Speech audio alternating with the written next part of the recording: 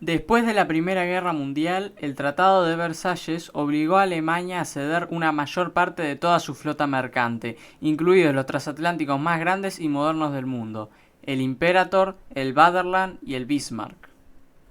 De esa forma, la reconstrucción de la marina mercante se convirtió en una de las prioridades para hacer crecer la economía. Una de las navieras más grandes de Alemania, la Norddeutscher Lloyd, se comprometió a ayudar con la causa, siendo que la empresa contaba con casi 220 barcos antes de la guerra, pasando a tener tan solo 33 después de esta, siendo la mayoría pequeños mercantes y ferries de aguas poco profundas. Aún así, la empresa pudo reemplazar sus populares servicios transatlánticos contratando barcos modestos de otras empresas. Esto no duraría mucho, ya que en 1921 se logró un arreglo que permitió a los alemanes quedarse con el medio a construir SS Columbus, que fue terminado convirtiéndose por lejos en el barco alemán más grande, rápido y lujoso viajando bajo bandera alemana. Entre 1920 y 1926, la compañía se mantuvo ocupada reconstruyendo su flota y para fines de este año la empresa ya presentaba ganancias, encontrándose en la perfecta posición para retomar el liderazgo de la ruta transatlántica con 2 barcos revolucionarios.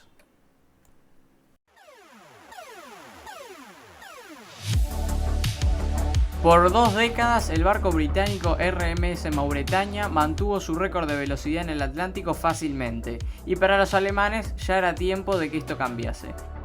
Y es por eso que tomarían la velocidad como un aspecto clave para diseñar estos barcos.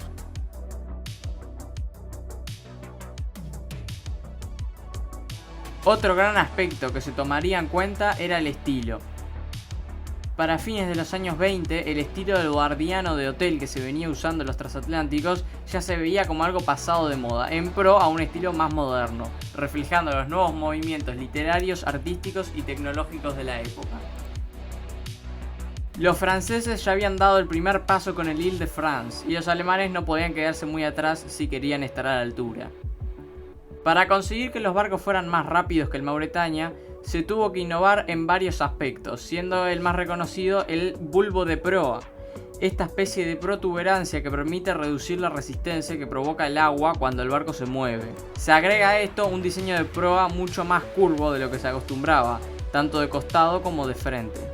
Ambos barcos fueron construidos prácticamente al mismo tiempo en diferentes astilleros, pero sería el Europa el primero en completarse. Ninguno de los dos destacaba por su tamaño, aunque hay que destacar su novedoso diseño exterior, especialmente sus bajas chimeneas que apenas se elevaban un poco hacia arriba. Aunque esto terminaría siendo un error de diseño, ya que más adelante serían elevadas porque el humo de los motores le llegaba a los pasajeros que estaban en la cubierta. Para tener más atención a estos revolucionarios barcos, la Norddeutscher Lloyd programó un glorioso doble viaje inaugural, donde los 2 barcos navegarían juntos. Sin embargo, esto no pudo suceder, porque en la mañana del 26 de marzo de 1929 se descubrió un incendio en el Europa, amenazando con destruirlo antes de que pudiera navegar su primer viaje. Entre que llegaban los bomberos, el fuego se propagó rápidamente y el barco comenzó a escorar. Fue totalmente evacuado por el miedo de que llegara a darse vuelta, pero milagrosamente este se hundió unos pocos metros hacia abajo hasta chocar con el fondo del puerto. El agua y las llamas destruyeron todos los interiores y la maquinaria. Nunca se pudo determinar cuál fue la causa del fuego y las pocas teorías que se manejan son mera especulación. En julio de ese año, el Bremen navegó su primer viaje, rompiendo todos los récords de velocidad del Mauretania. El Europa no se le pudo sumar en la ruta hasta un año después, periodo en donde fue reflotado y reconstruido. Esta demora realmente dificultó al Europa obtener la misma atención y popularidad que el Bremen. Aún así, en su primer viaje logró vencer el récord de velocidad de su buque hermano, siendo un digno compañero de ruta para este. Y ambos barcos se convirtieron rápidamente en los barcos más populares de la primera parte de los años 30.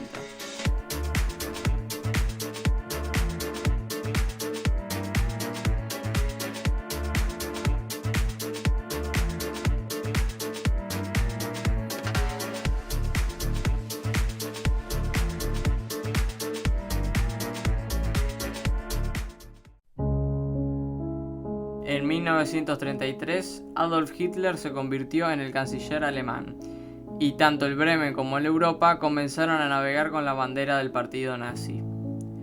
Esto no solamente tuvo un impacto en la popularidad de ambos buques, sino que también se convirtieron en un objeto de protesta cuando llegaban a Nueva York. Los protestantes se solían infiltrar en los barcos y destruir la bandera nazi como acto simbólico. Mientras la década avanzada, el Normandy de los franceses, así como los británicos con el Queen Mary, comenzaron a sacarle mercado a los barcos alemanes. Pero antes de que los números comenzaran a bajar significativamente, estalló la guerra en Europa.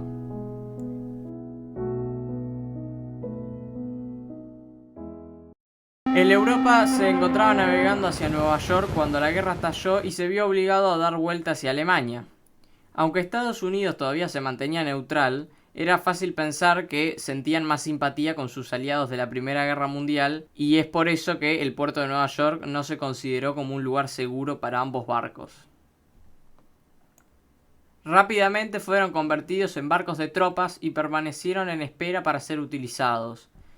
En ese momento, Hitler estaba planeando la invasión a las Islas Británicas, y el Bremen y el Europa, junto a otros barcos mercantes, serían enviados hacia el norte del Mar Negro para confundir a los británicos con el lugar donde se iba a realizar el ataque.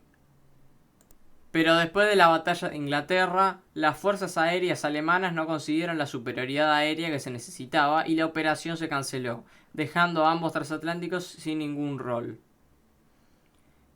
El 16 de marzo de 1941, el Bremen se incendió en el puerto. Las llamas durarían casi 2 días, dejando el barco completamente inutilizado. Milagrosamente, el Europa sobrevivió a la guerra. Cuando las tropas norteamericanas lo descubrieron, fue confiscado y comenzó a realizar viajes repatriando a los soldados aliados. El 2 de mayo de 1946 fue decomisionado y entregado a los franceses como reparación de guerra por la pérdida del Normandy. A años de estar abandonado durante la guerra le pasaron factura y el barco todavía necesitaba bastante mantenimiento para utilizarse en la ruta transatlántica. Mientras se realizaban estos trabajos, el 8 de diciembre de 1946, el puerto de Le Havre, donde se encontraba el Europa, fue golpeado por una tormenta. Los fuertes vientos provocaron que el barco se soltara de sus amarras, chocando contra los restos del SS Paris, que había permanecido hundido en el puerto desde antes de la guerra. El daño fue severo y el Europa se hundió rápidamente en la bahía. Parecía que este era el final para el barco, pero luego de que la tormenta pasó, se determinó que todavía era posible reflotarlo. Hay que agregar que la French Line necesitaba urgentemente otro barco para completar sus rutas, y así los franceses se pusieron a la difícil tarea de salvar al barco. El 16 de abril de 1947 se terminó de reflotar y fue llevado a los astilleros, donde fue prácticamente reconstruido desde cero. Los trabajos demoraron casi 3 años, pero estos terminarían durando más, después de que un incendio destruyera parte del barco en 1949.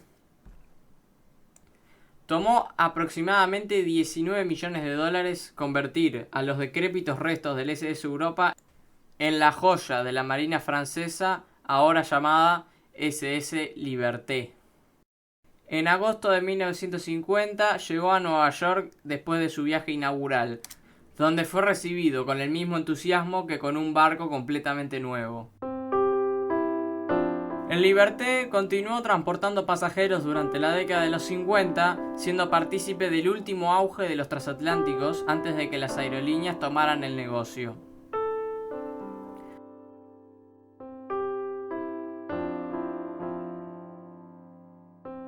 Finalmente fue retirado de servicio en 1962, y aunque se hicieron planes para convertirlo en un hotel en Seattle, la suerte del ex Europa ya se había terminado.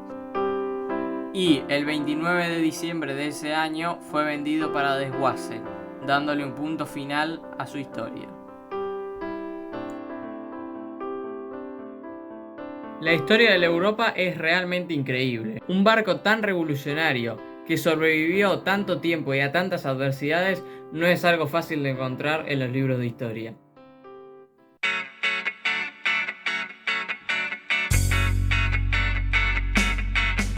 Pero antes de que se vayan, mi amigo el Bajo Lupa hizo un video del Bremen que les voy a dejar en la descripción para que le peguen un ojo, dale. Chao.